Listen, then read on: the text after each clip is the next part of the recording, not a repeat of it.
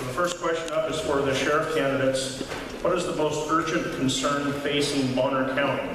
I think one of the biggest concerns that we have in Bonner County is the loss of our constitutional rights and what's happening with the overreach of the federal government. And part of that, symptomatic of that, is the borders are so porous right now. We have an influx of people, we have an influx of drugs that are coming in through our borders. We see those coming in through California, the Tri-States, the Tri-Cities, and then through Seattle and that area. And I think we've really got to keep an eye on what's coming on. And as part of that, I call what is called crime creep. The crime is creeping from Spokane and from Kootenai County into Bonner County. And so I have been adamant, and I've pledged my commitment to make sure that we don't get that influx, that the sheriff's deputies that work here have the training and the ability, the equipment to be able to stave off that kind of influx that's coming in. And part of that is developing the neighborhood watch program and being engaged with the community.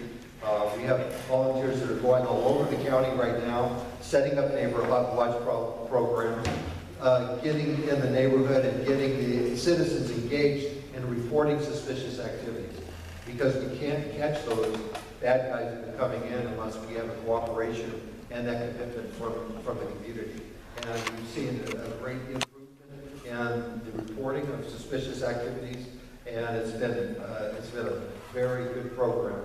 And I'm hoping that we get a culture here in Bonner County that is recognized by those outside of here that it's not safe and it's not prudent to come in to Bonner County because they report suspicious activities and that you're going to get caught. I agree with Mr. Withers. A lot of crime coming in. I would go one step further myself as far as the drug-related stuff. It's taking over.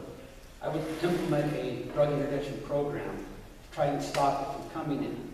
If you can stop it coming in, you don't have to worry about it spreading. A lot of the problems, property crimes, the domestics, things like that are due to the use of drugs and alcohol.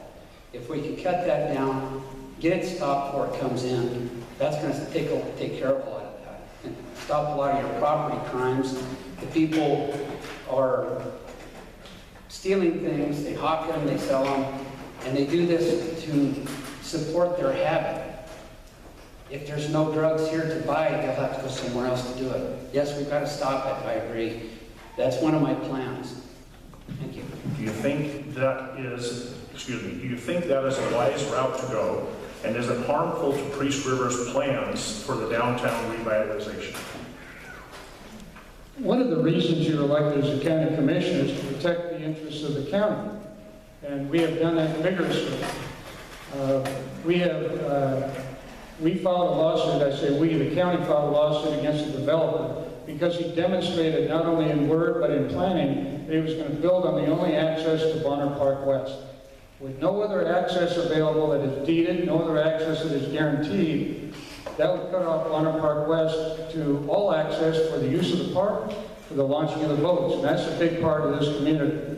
So on the advice of council and with the concurrence of two other commissioners and two outside counsel, a lawsuit was filed against the developer for an easement through this. Now the road has been in use over 70 years.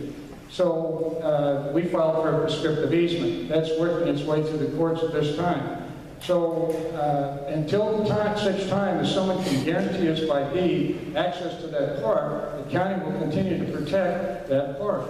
We invested $285,000 in upgrades to that park and docks just this last year. Over the years, we've continued to improve the park, and I'm sure a lot of you launch your boats there. We don't want to lose that access. So that was actually, it was forced upon us to file that suit, and we will continue to vigorously defend our access to the park. Thank you, Mr. Chief. Mr. Connolly, would you like me to repeat the question? No, I think I have it. This is something that's pretty dear to me because I work with this every day. We've been working really hard with a group of people to come up with a plan to revitalize downtown and develop the riverfront. Mr. Sudi met with the revitalization committee, and he was shown what the plans were, which showed an alternate route. He was also told that you could have a temporary easement until the alternate route was built. For whatever reason, according to Scott Bauer, it's because they want to set a precedence on this prescriptive easement. They've lost twice. It's gone to court before a judge and lost. And now they're responsible not only for the outside attorney fees that they're paying, but they're also responsible for the attorney fees for Beardmore Landing LLC. Plus, Scott Bauer told me yesterday that they're going to move forward to the Supreme Court. And that is insane. This is going to put this project pretty much out of the picture. And I think that's a travesty to the city and the people